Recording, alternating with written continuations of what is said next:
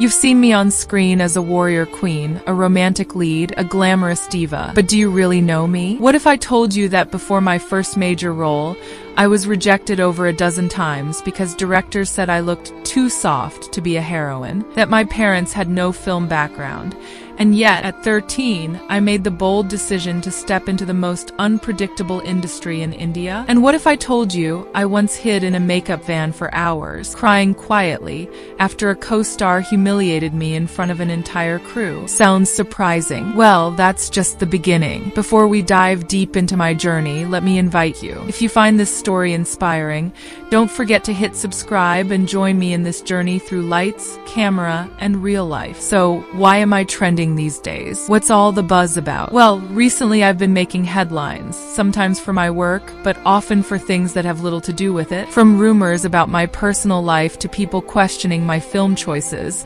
I've seen it all. Yes, some question why I chose bold web series roles after doing family-friendly films for years. Some said I was trying too hard to stay relevant. But here's my truth. I believe in evolving. I believe that as an actor, I shouldn't be boxed into one image. I took risks. I said yes to roles that excited me, even if they shocked my fans. Sometimes I wonder, if a male actor plays a complex character, it's called brilliant. But when I do it, it becomes controversial. Still, I've learned to take the noise with a smile. Today, I stand at a very interesting point in my life. I've crossed over 70 films in my career across Tamil, Telugu, and Hindi cinema. I've worked with legends. I've danced to songs that people still groove to at weddings. But now, I'm doing more than just acting. I've become a producer. I've started mentoring young talent. I'm working with women-driven projects. I've also taken time to focus on my health, spirituality, and purpose. I'm collaborating internationally and pushing boundaries. No, I'm not chasing mainstream stardom anymore. I'm chasing meaning. And you know what? It feels amazing. Let me take you back to a time when I was 5 years old, living in Mumbai. I used to love dressing up. I'd steal my mother's dupatta, wrap it like a sari, and stand on a stool pretending to be in a film scene. One day, I took her lipstick, drew a big red dot on my forehead, and walked into the colony announcing,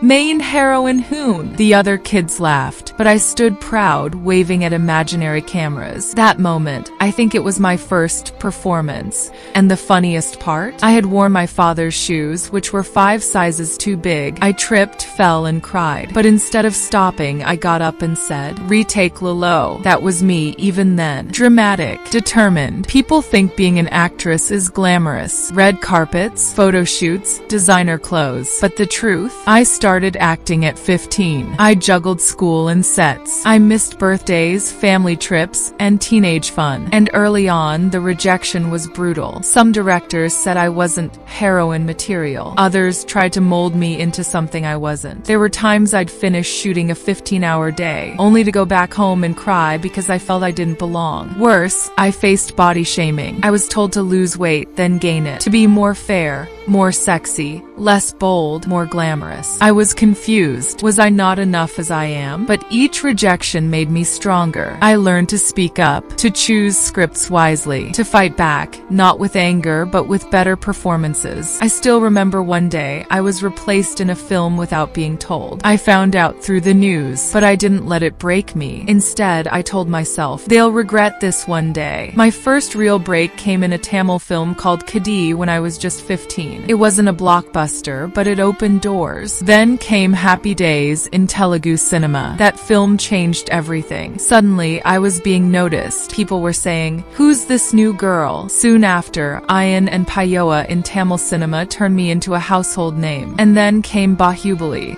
the film that made Indian cinema history. Playing Avantika was a turning point. The scale, the training, the pressure, it was intense. But when the film released and audiences clapped during my scenes, I knew this is why I chose this path. Every day since then, I've tried to keep reinventing myself through roles like in F3, Babley Bouncer, and G-Carta. And I've never forgotten my roots. Here are some secrets you probably didn't know. I once turned down a big Bollywood film because I didn't agree with how the female character was written. I'm a certified baker. During lockdown, I started baking obsessively. Cupcakes became my therapy. I meditate every morning without fail, even if I'm on set at 5 a.m. I once went undercover at a film theater just to to see how the audience reacted to one of my films. I wore a hoodie and sunglasses, sat in the back, and cried when they clapped at my scene. Moments like these are why I keep going. Sometimes I look in the mirror and ask, is the girl in the reflection the same one who wore her father's shoes and said, "Retake Lolo"? Yes, she is. She's just older, stronger, smarter. But her dream is still the same, to tell stories that touch hearts. To all the girls out there who feel judged, who feel unseen, let me say this: you don't need anyone's approval to shine. You already have the light inside you. Thank you for listening to my story. If this inspired you even a little, subscribe to this channel, because my journey isn't over. In fact, the best chapters are yet to come. And who knows, maybe next time I'll be sharing your story. There's something I've never said in an interview. After Bahubali, people assumed I'd only play traditional, royal, or mythological roles. I was typecast as the graceful heroine or decorative beauty. Some filmmakers even told me, "You don't look urban enough for this role,"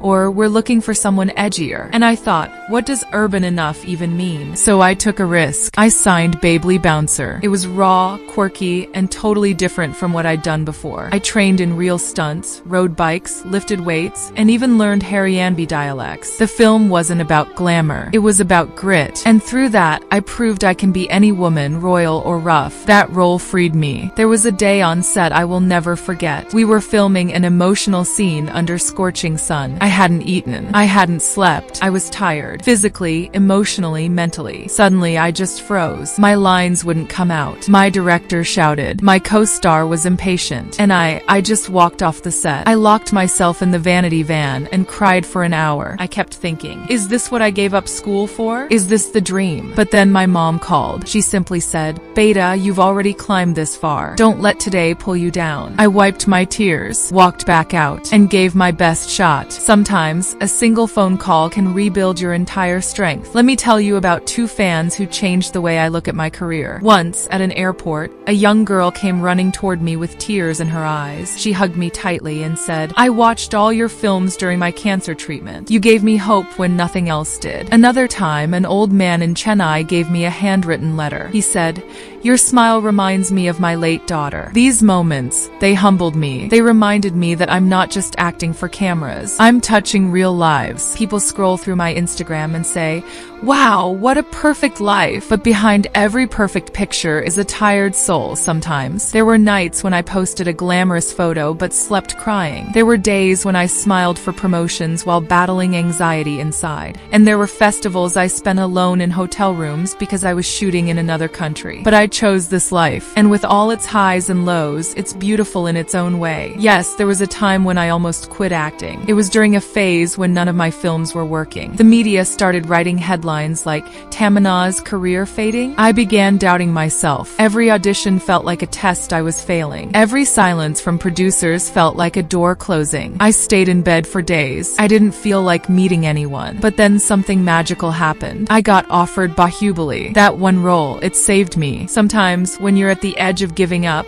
life throws you a miracle. If you've ever felt lost, rejected, or tired of proving yourself, just know you're not alone. I've walked that path. I still do. But if my journey tells you anything, it's this: you are stronger than you think, and your next big chapter may be just one yes away. Thank you for being a part of my story. Now go and write yours. And hey, don't forget to subscribe for more untold journeys like mine.